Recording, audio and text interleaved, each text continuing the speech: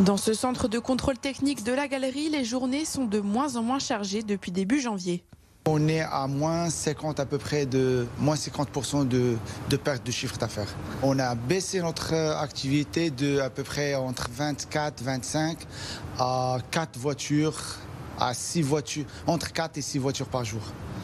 Entre 4 et 6 voitures par jour. Et c'est inquiétant, c'est inquiétant. On aimerait bien avoir une solution. Comme Mohamed Bajit, Ayoubien est installé dans la galerie marchande depuis 6 ans.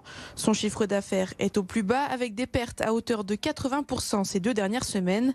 Il a déjà fortement diminué ses heures d'ouverture et envisage même la fermeture définitive.